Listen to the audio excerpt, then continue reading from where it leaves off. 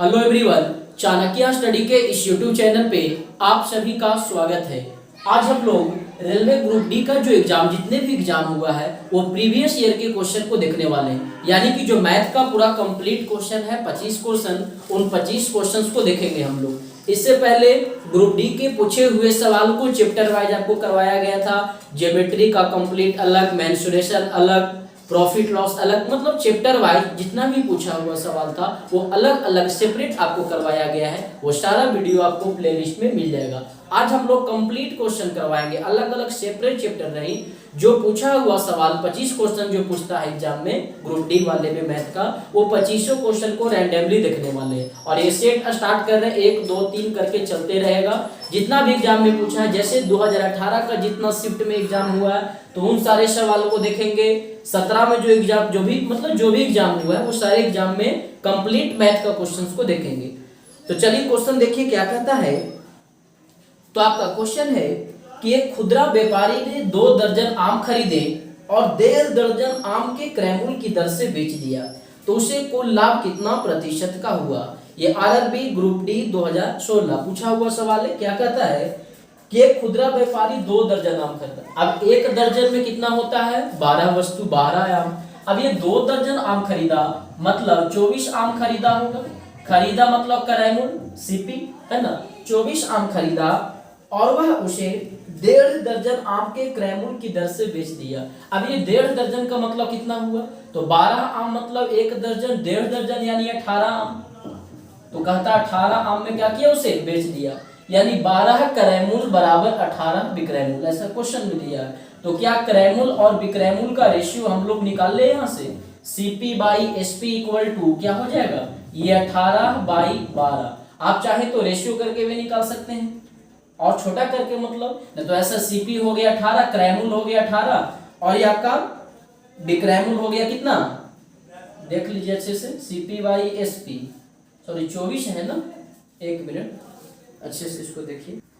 ये CP by SP 18 by 24 होगा ना, 12 नहीं 24 दिया है ना। एसपी को इधर लाएंगे तो CP by SP equal to 18 by 24। यानी वो खरीद रहा है कितना में, 18 में, और बेच रहा है कितना में, 24 में, रेशियो में। तो यहाँ से हम लोग लाभ निकाल लेंगे, गेन निकाल लेंगे कितना, विक्रयमूल्य माइनस क्रयमूल्य, 24 माइनस 18 6 हो जाएगा। लाभ प्रतिशत निकालना, गेन परसेंट निकालना है। तो क्या फॉर्मूला, लाभ गुने 100 बटा क्रयमूल्य। सीपी कितना हो गया 18, तो 6 दिया 18, 100 को 3 से भाग देंगे तो 33.333%।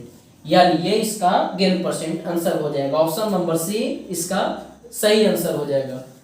चलिए नेक्स्ट सवाल आपका है। इसमें देखिए आपका फिगर बना दे रखा है और इसमें कहता है बतलाइए जेड का वैल्यू कितना होगा। जेड का मान निकालने के लिए कहा। तो देखिए समझते हैं। अब ये त्रिभुज है, त्रिभुज में इसको आगे तक बढ़ा दिया गया है, ठीक है। तो ये जब 82 डिग्री है, जब ये 82 डिग्री है तो ये कितना हो जाएगा। अब ये लीनियर पेयर से एक लाइन पर तो ये 180 डिग्री का बनाएगा। मतलब जब ये 82 डिग्री है तो ये कितना हो जाएगा, 180 में से 82 को हम लोग घटा देते हैं, है ना। तो कितना हो जाएगा 98, ये 98 डिग्री निकल जाएगा। 180 माइनस 82 है ना। ये जब 35 डिग्री है तो ये कितना हो जाएगा, लाइन पर तो 180 बनाएगा, इधर से भी इधर से भी।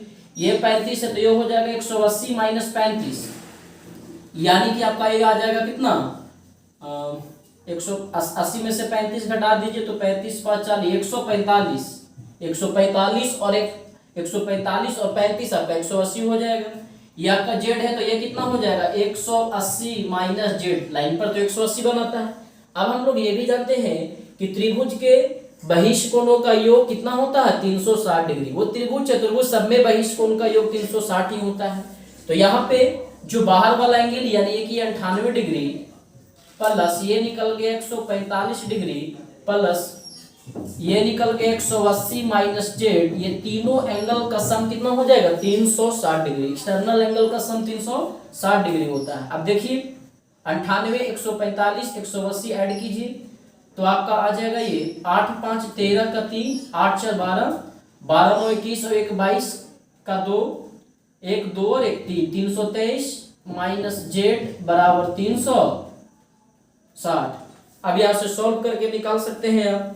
तो कितना हो जाएगा, ये 22 का 2 9 दो दो दो चार, सॉरी 423 हो गई, 423। अब ये माइनस जेड को उधर भेज देंगे तो प्लस जेड हो जाएगा, और ये 360 इधर लाकर घटा दीजिए, तो जेड बराबर 423 माइनस 360, यानी जेड का वैल्यू आपका निकल गया 3, 12 में से 6 गया 6, 63 डिग्री, यानी जेड का कितना हो जाएगा 63 डिग्री। ऑप्शन देखिए कौन सा इसमें सही होगा, ऑप्शन नंबर सी इसका सही आंसर हो जाएगा। बस कुछ नहीं, ये ट्रायंगल था, ट्रायंगल में साइड को आगे तक बढ़ा दिए, ये एंगल दिया था, लीनियर पेयर से ये लाइन पर 180 होगा, 180 से घटा करके ये तीनों निकाल लिए, और ये जानते हैं कि त्रिभुज के बहिष्ठ कोण का योग 360 डिग्री होता है, सबका जोड़ 360 के बराबर कर दिए, और यहाँ से जेड का वैल्यू फाइंड कर लिए। नेक्स्ट क्वेश्चन देखिए, अगला सवाल कहता है कि दो रेखाओं का समीकरण y बराबर x प्लस 22 और y बराबर 2x प्लस 10 है, तो y का वैल्यू कितना होगा। बहुत ही आसान सवाल है।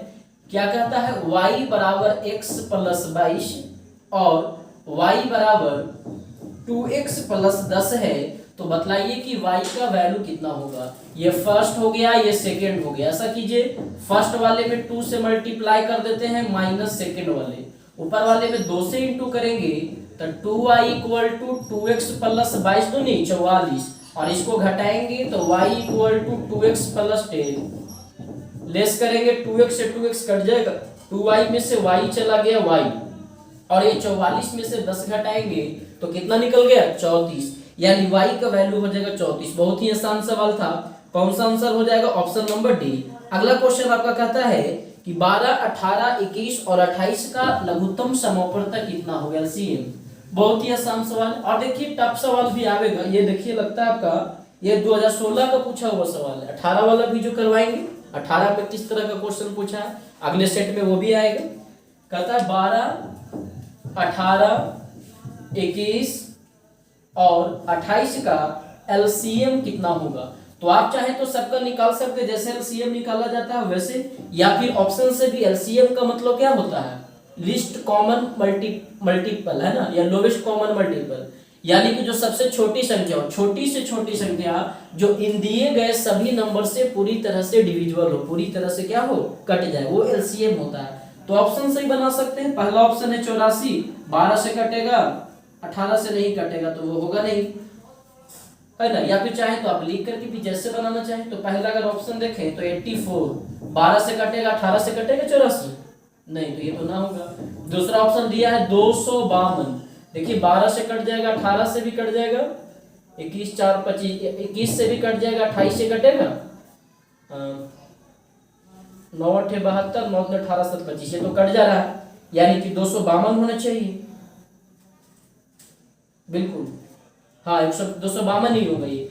मतलब आप एलसीएम निकाल करके भी देखिए वही चीज आएगा, या ऑप्शन दिलाना चाहे तो वैसा नंबर, वैसा छोटा से छोटा नंबर जो इन सभी से ये पूरी तरह से क्या हो, कट जाए, वो क्या कहलाएगा, एलसीएम उसका कहलाएगा।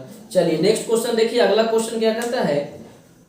तो अगला सवाल आपका है कि 3 जींस पतलून 1000 रुपये में बेची गई है, जिसमें से सेल में छूट के अनुसार एक पतलून मुफ्त में दिया जाता है। कहता 3 को जब बेचता है तो एक उसको फ्री में दे देता है, तो बतलाइए कि छूट का प्रतिशत कितना होगा, जबकि उसका 3 का कितना में बेचा, 3 को 1000 में वो भी दे रखा है।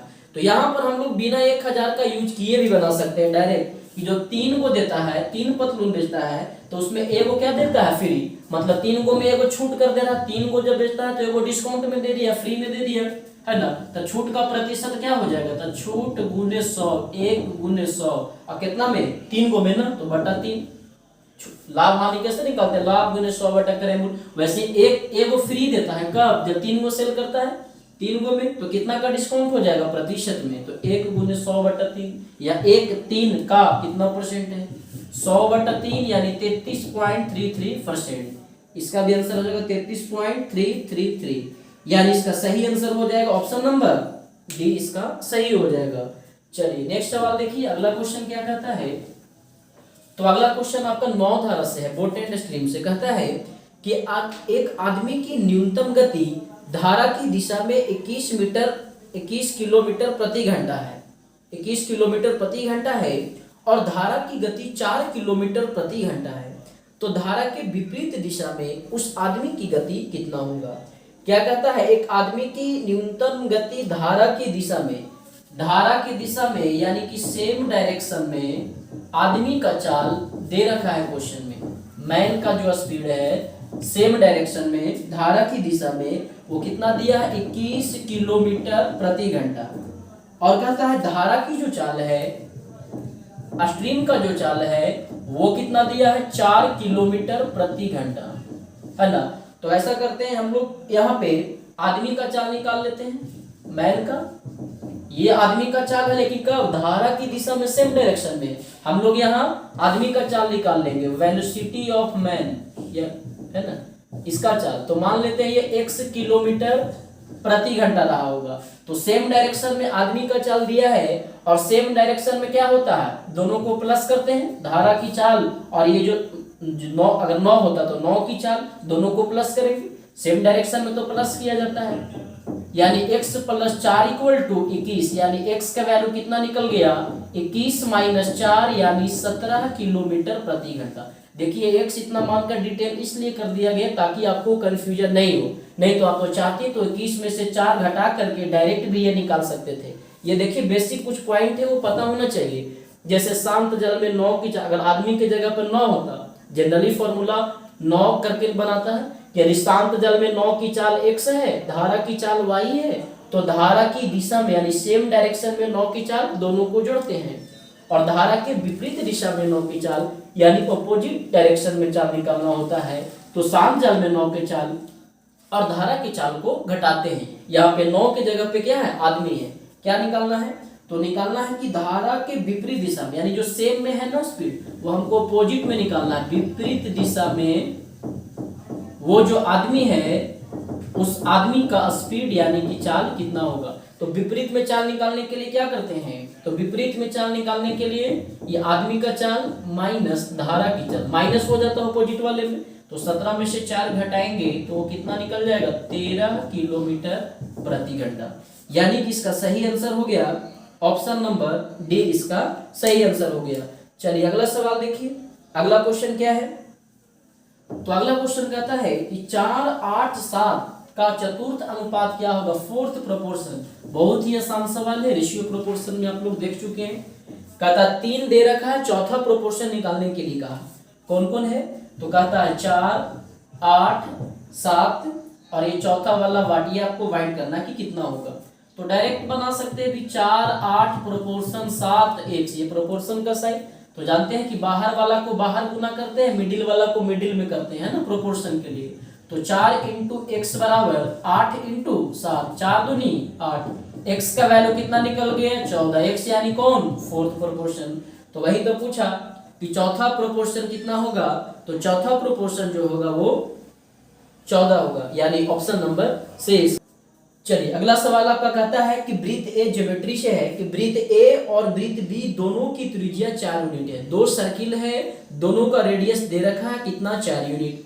कहता है यदि बिंदु P A पर स्थित है और बिंदु Q B पर स्थित है और दोनों वृत्त एक दूसरे को ठीक एक बिंदु पर स्पर्श करते हैं, तो PQ भाग की अधिकतम लंबाई क्या होगा, ये निकालना। कहता है 2 वृत्त है, जैसे एक ये सर्किल हो गया और एक दूसरा सर्किल, दोनों एक दूसरे को क्या करता है, टच करता है।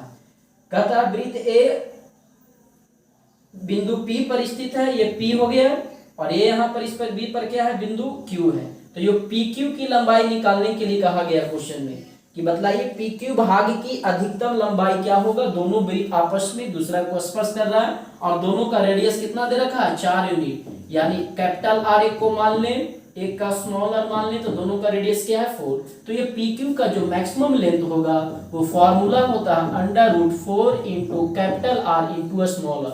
जब 2 वृत्त एक दूसरे को बाहर से स्पर्श करता हो और इस वृत्त पर एक बिंदु, दूसरे वृत्त पर दूसरा बिंदु, और वो दोनों पॉइंट को मिलाने पर जो लेंथ होगा उसका लंबाई निकालने के लिए कहेगा, तो फॉर्मूला हो जाएगा √4 × कैपिटल R × स्मॉल r। उतना डिटेल नहीं करेंगे, डायरेक्ट फॉर्मूला से आप देख लीजिए ताकि एग्जाम में आपका समय को बचाया जा सके।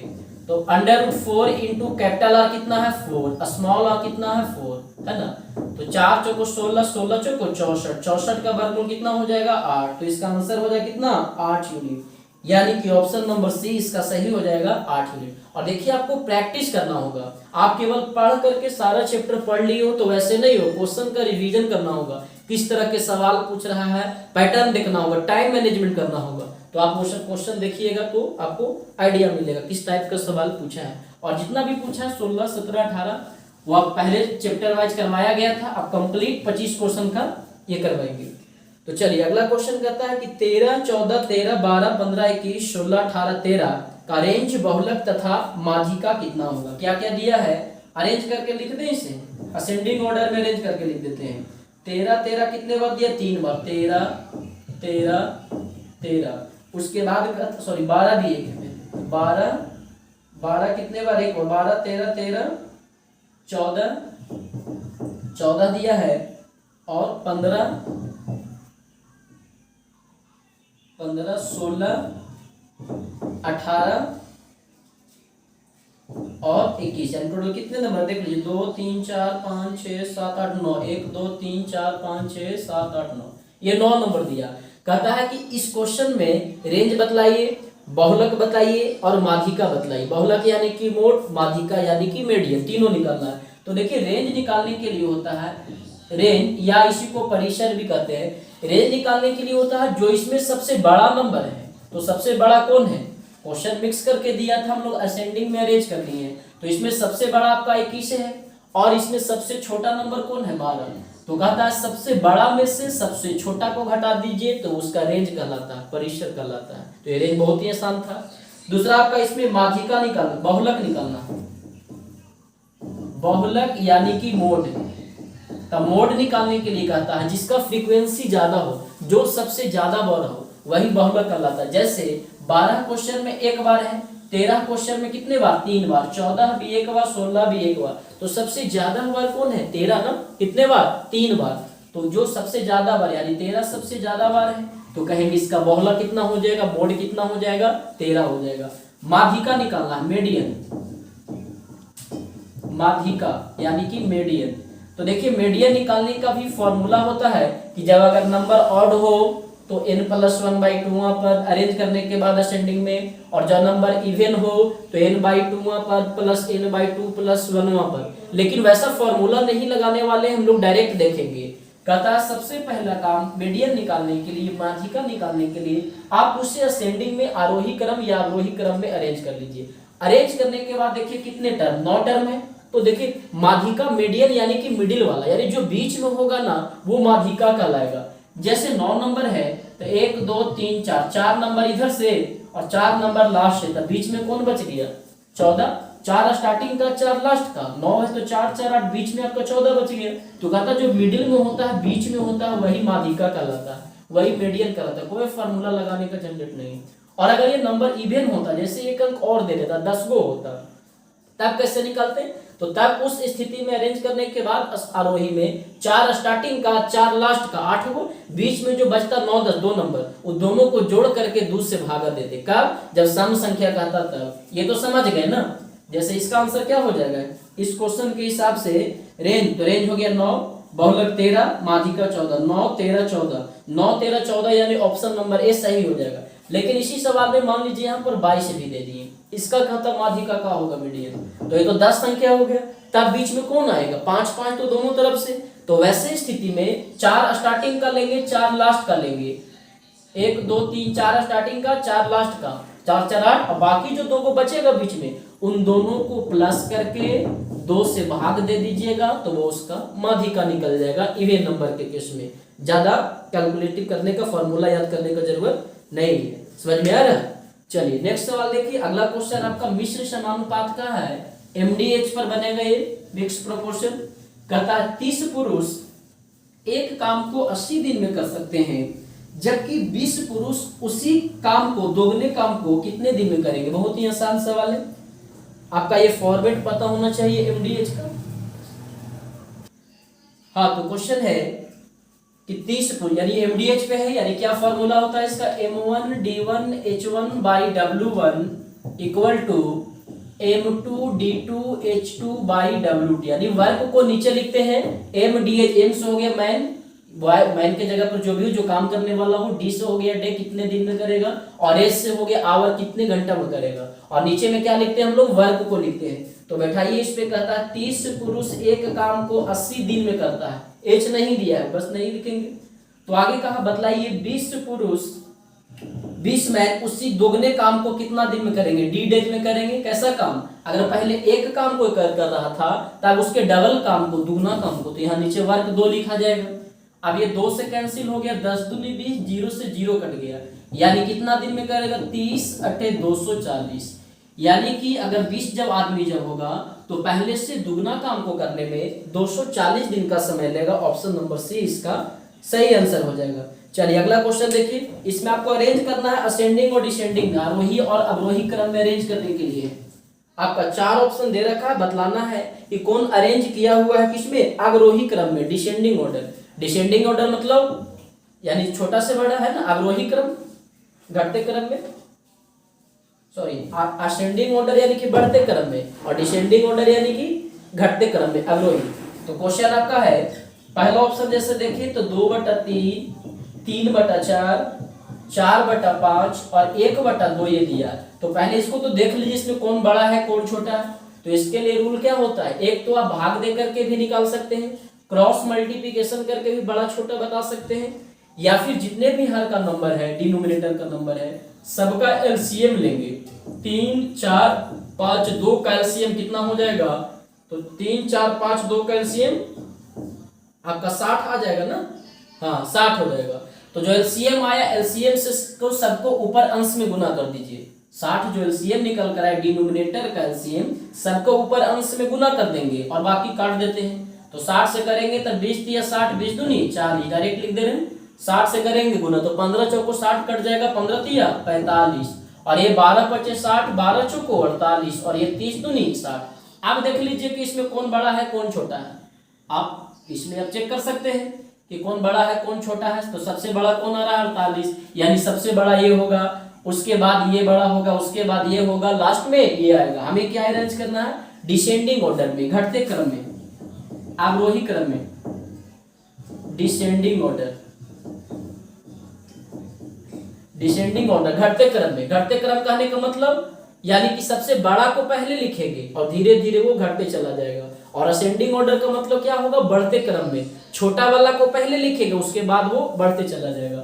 तो डिसेंडिंग ऑर्डर मतलब सबसे बड़ा को पहले लिखना है ना, घटते क्रम में। तो बड़ा को सबसे पहले, सबसे बड़ा कौन, 48। 48 किसको बनाया गया, 4/5 को, यानी 4/5। उसके बाद 45, 45 यानी कि 3/4। उसके बाद 40, 40 यानी कि 2/3, और लास्ट में 30 यानी कि 1/2। तो ये जो ऑर्डर हो गया वो आपका डिसेंडिंग ऑर्डर का ऑर्डर हो गया, अवरोही क्रम का ऑर्डर हो गया। ऑप्शन नंबर कौन सा सही हो जाएगा, तो ऑप्शन नंबर सी इसका यहाँ पे सही आंसर हो जाएगा, ऑप्शन नंबर सी, हाँ सही। चलिए नेक्स्ट सवाल देखिए, अगला क्वेश्चन क्या कहता है, तो कहता है एफ के पास नोटों की एक निश्चित संख्या है जिनका मूल्य वर्ग निम्नलिखित है, 9 × 1, 5 × 5, 6 × 10, 8 × 50, 9 × 60। तो बतलाइए एफ के पास कुल राशि कितनी है। अब ये बहुत ही आसान है, डायरेक्ट आपको निकाल देना है कि 9 रुपया वाला एफ के पास नोटों की संख्या, यानी जो 1 रुपया का नोट है उसके पास कितना है, 9 गो है। 9 × 1, 1 रुपया का जो नोट है वो कितना है, 9 है। 5 रुपया का जो नोट है वो कितना है, 5 है। और 10 रुपया का नोट जो है वो 6 है। बाद में जो दिया है उतना रुपया का नोट है, जो पहले दिया है वो संख्या दे रखा है कि 10 रुपया का कितना नोट, 6 नोट। और कहता है 50 रुपया का जो है 8 नोट है, और 100 रुपया का जो है 9 नोट है। तो बतलाना है कुल पैसा कितना होगा। तो कुछ नहीं, इंटू करके जोड़ दीजिए, बहुत ही आसान है, बस थोड़ा ये समझना था। 9 × 1 यानी 1 रुपया वाला 9 नोट, 5 × 5 5 रुपया वाला 5 नोट, 6 × 10 10 रुपया वाला 6 नोट। पहले है जो नोटों की संख्या और बाद में है जो उतने रुपये का नोट। तो ये 9 हो जाएगा, 5 × 5 25, 10 × 6 60, 50 × 8 400, 100 × 9 900। सबको जोड़ दीजिए तो 9 × 4 1300, 60 और 25 कितना हो जाएगा, 85। 85 और 9 जोड़ेंगे तो 85 और 9 आपका 94, यानी 1394 रुपया टोटल हो जाएगा। ऑप्शन नंबर देख लीजिए, 1394 जो ऑप्शन होगा वो सही हो जाएगा। तो 1394 इसमें कोई भी ऑप्शन नहीं, यानी कि ऑप्शन गलत ये है, यानी यही हो। बहुत ही आसान, केवल इंटू करके इसको प्लस कर देना था। चलिए नेक्स्ट क्वेश्चन देखिए, अगला क्या कहता है। तो कहता है 55 वस्तुओं का क्रय मूल्य x वस्तुओं के विक्रय मूल्य के बराबर है और यदि अर्जित लाभ 10% है तो x का मान कितना होगा। अब वैसे क्वेश्चन में पहले इतना वस्तु का क्रय मूल्य इतना वस्तु के विक्रय मूल्य के बराबर है तो लाभ प्रतिशत पूछता था। अब यहाँ लाभ प्रतिशत दे दिया है तो वो पहले वाला निकालना है। कहता है 55 वस्तु का क्रय मूल्य यानी 55 CP बराबर x वस्तु का विक्रय मूल्य x SP, यानी CP और SP का रेशियो कितना हो जाएगा x/55। अब क्वेश्चन में क्या हो रहा है, लाभ हो रहा है, गेन हो रहा है कितना परसेंट, 10%। अब ये लाभ हो रहा है, इसका मतलब क्या है कि विक्रय मूल्य बढ़ा रहा होगा, विक्रय मूल्य माइनस क्रय मूल्य होगा ना लाभ, यानी कि 55 बड़ा है, CP x छोटा है, तो लाभ प्रतिशत का फॉर्मूला लाभ यानी 55 माइनस x इंटू 100 बटा क्रय मूल्य कितना x, और ये क्वेश्चन में 10 दिया है, 0 से 0 कट गए, क्रॉस करेंगे तो 10 में 55 10 550 माइनस 10x बराबर x, 10x उधर जाएगा तो 11x, और 11 से जब इसे कैंसिल कर दीजिएगा तो 11 बचे 55, यानी x का वैल्यू 50 निकल जाएगा। आप चाहे तो इसको ऑप्शन से ही बना सकते थे।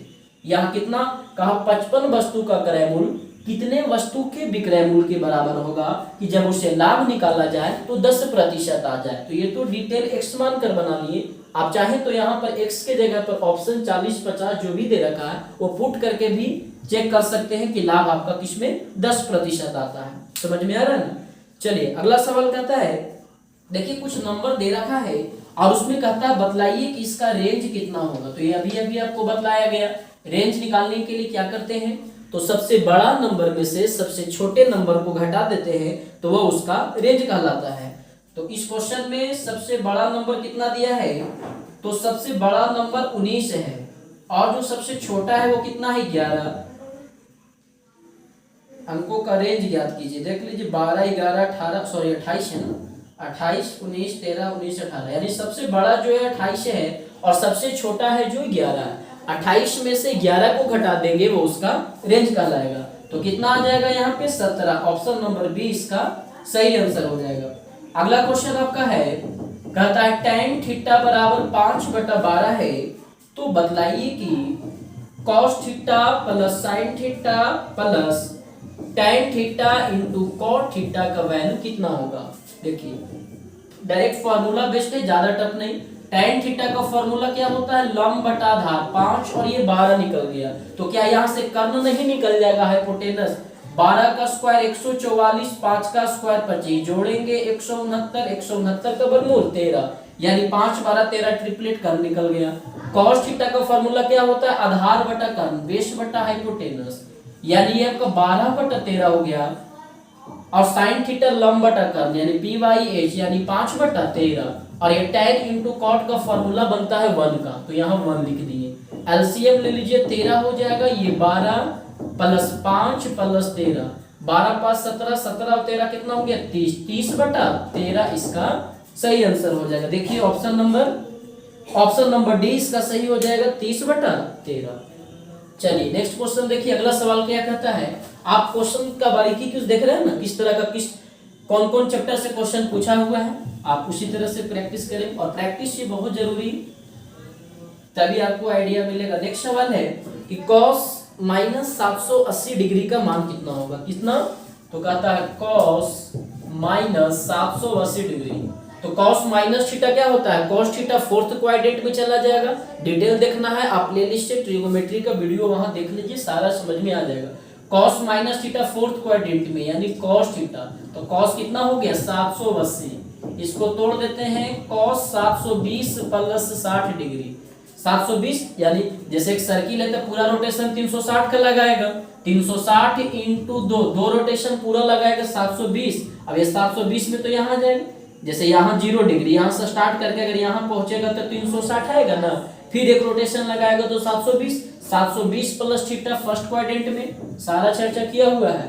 फर्स्ट क्वाड्रेंट में सारा पॉजिटिव तो प्लस, बताए थे कि 90 का कितना इंटू है, तो 90 का 8 से इंटू करेंगे, 90 का 8 से करेंगे तब ना 720 आएगा।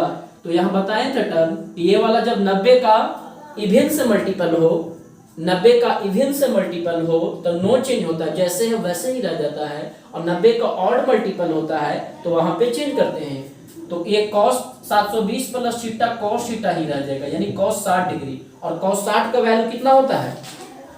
cos 60 का वैल्यू cos 0 का 1, cos 30 √3/2, cos 45 1/√2। cos 60 का वैल्यू आपका हो जाएगा 1/2, 0 1 cos 30 का √3/2, cos 45 का 1/√2, cos 60 का वैल्यू 1/2, यानी कि cos माइनस 780 डिग्री का वैल्यू 1/2 होगा। आप प्लेलिस्ट से ट्रिगो का वीडियो देखिए, वहां पर अच्छे से एक्सप्लेन किया गया है ये सब वैल्यू निकालने के लिए, कोई कंफ्यूजन नहीं होगा।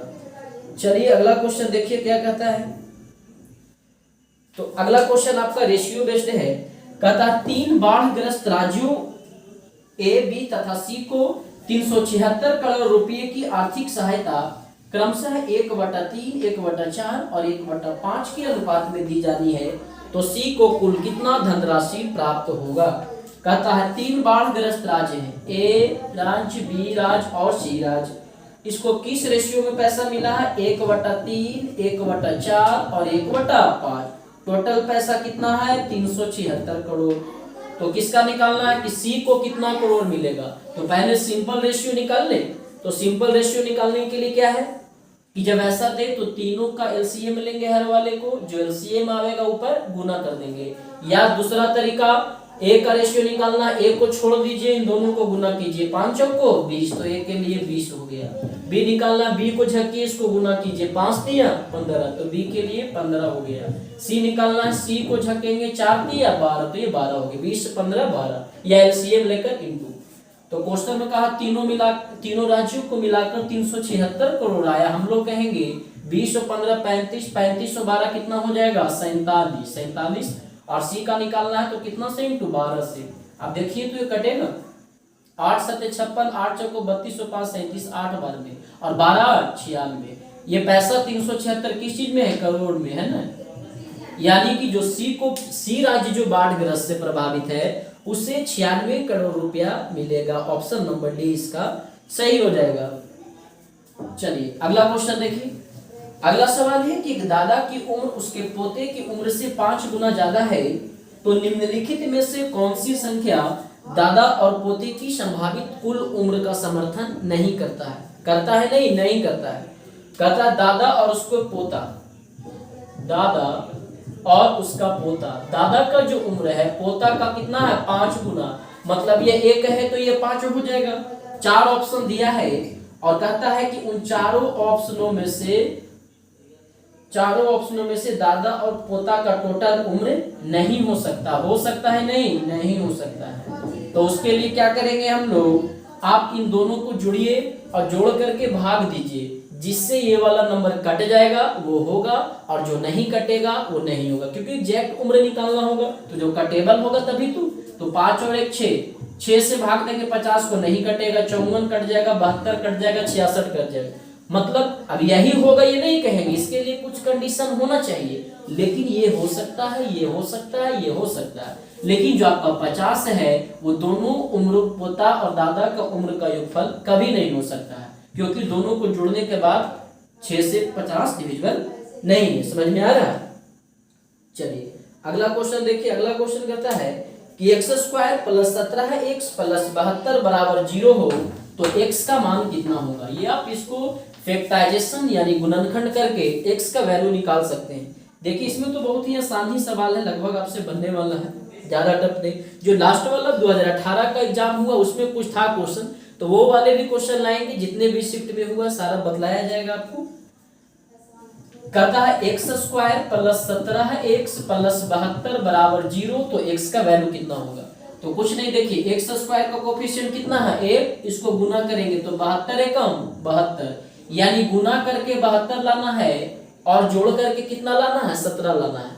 तो बिल्कुल हम लोग डिटेल फैक्टराइजेशन नहीं करके डायरेक्ट ऐसे निकाल लेते हैं कि गुना करके 72 लाना है और जोड़ करके 17 लाना है, यानी +9 और कितना? +8। +9 और +8 को गुना करेंगे तो 9 8 72 आ जाएगा, और जोड़ेंगे तो 9 और 8 प्लस में 17 भी आ जाएगा। जब ऐसा टूट जाएगा तो जब आंसर निकालना चाहेंगे तो साइन बदल करके लिख दीजिए, जो प्लस में है वो माइनस में, और जो माइनस में है वो प्लस में। अब ये +9 तो -9, ये +8 तो -8, यानी -9 और -8 इसका सही आंसर हो जाएगा ऑप्शन नंबर सी। आप चाहें तो डिटेल करके भी देख लीजिए, उतना डिटेल नहीं करते, डायरेक्ट निकाल लिए कि ऐसा तोड़ने के बाद साइन बदल दीजिए, वो आंसर हो जाएगा। जो प्लस है वो माइनस में हो जाएगा, और माइनस में है प्लस में। कैसे होगा? तो वही इक्वल टू के उस तरफ जाएगा तो साइन चेंज होगा। एक लाइन थोड़ा बढ़ा दीजिए, डिटेल निकल जाएगा आपका उससे। चलिए अगला क्वेश्चन क्या कहता है, अगला मेंसुरेशन से है। कहता है यदि एक समबाहु त्रिभुज की भुजा 4 यूनिट है तो उसका क्षेत्रफल क्या होगा। बहुत ही आसान सवाल।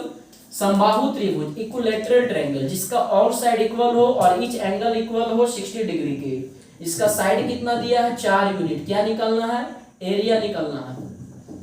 समबाहु त्रिभुज का क्षेत्रफल क्या होता है? फॉर्मूला √3/4 × a², यानी कि साइड है तो √3/4, साइड दिया है 4 का स्क्वायर कर देंगे, 4 से 4 कैंसल, यानी कि 4√3 इसका सही वर्ग यूनिट। एरिया है तो वर्ग में होगा ना, स्क्वायर यूनिट में, यानी ऑप्शन नंबर बी इसका सही हो जाएगा 4√3 यूनिट। चलिए अगला क्वेश्चन देखिए। अगला सवाल आपका ट्रेन से संबंधित था, रेल संबंधित प्रश्न था। क्या है? कहता है ट्रेन 72 किलोमीटर प्रति घंटा की चाल से चलती है और 15 सेकेंड में इसके द्वारा तय की गई कुल दूरी कितना। देखिए बहुत ही आसान है, डिस्टेंस निकालना है, दूरी। तो दूरी बराबर फॉर्मूला क्या होता है? चाल गुने समय, स्पीड इनटू टाइम। चाल बराबर दूरी बटा समय होता है ना, स्पीड बराबर डिस्टेंस बाई टाइम, तो डिस्टेंस बराबर स्पीड इनटू टाइम। अब ट्रेन का चाल दे रखा है 72 किलोमीटर प्रति घंटा, समय दिया है किस चीज में? सेकंड में। तो जब टाइम सेकंड में दिया है तो चाल आपका मीटर प्रति सेकंड में होना चाहिए, तो 1 किलोमीटर प्रति घंटा को 5/18 से इंटू करके मीटर प्रति सेकंड में बना देते हैं, और समय 15 सेकंड मालूम ही। 18 चौको 72, 5 चौको 20, 20 गुने 15 करेंगे तो कितना आ जाएगा? 300 मीटर, यानी कि उस ट्रेन के द्वारा टोटल दूरी 300 मीटर तय किया गया होगा 15 सेकंड में। चलिए अगला सवाल आपका है रेशियो बेस्ड है।